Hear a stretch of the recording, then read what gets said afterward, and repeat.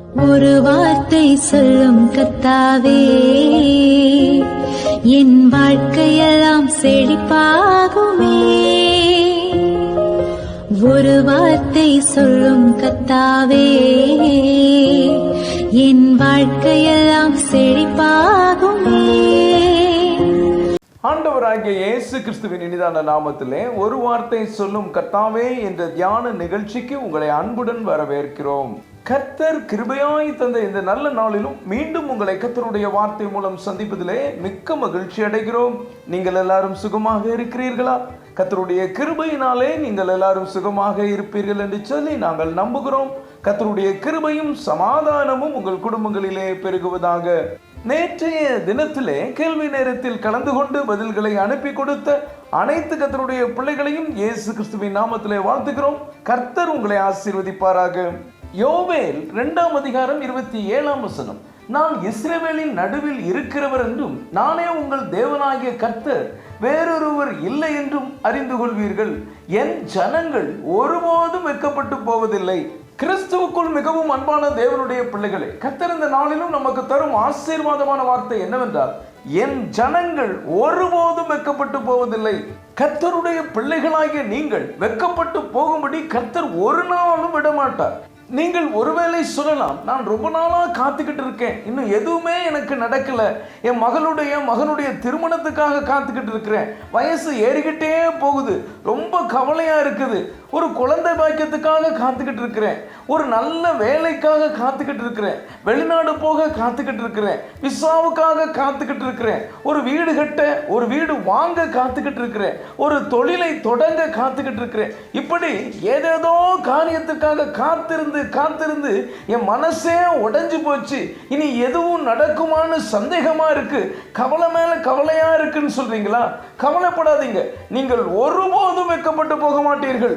ஏசாயா 29 அதிகாரம் 22 இப்படியாக சொல்கிறது, ஆகையால் ஆபிரகாமை மீட்டுக் கொண்ட கர்த்தர் யாக்கோபின் வம்சத்தை குறித்து, இனி யாக்கோபு வெட்கப்படுவதில்லை, இனி அவன் முகம் செத்து போவதும் இல்லை.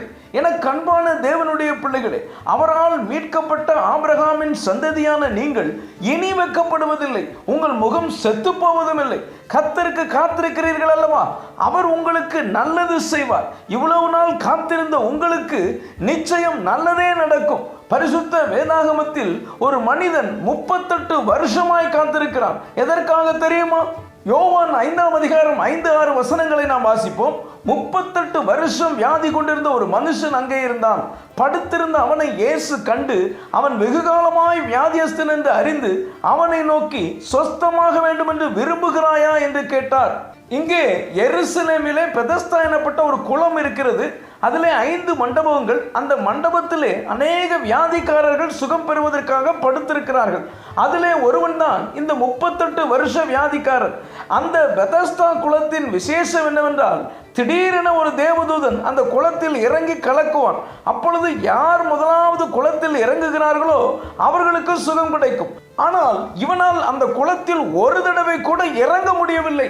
அவனும் பல முறை முயற்சி செய்தும் ஒன்றும் நடக்கவில்லை. காத்து கிடக்கிறான். அவனுடைய நிலைமையை கண்ட ஆண்டவர் இயேசு கிறிஸ்து அவனை தேடி வருகிறார்.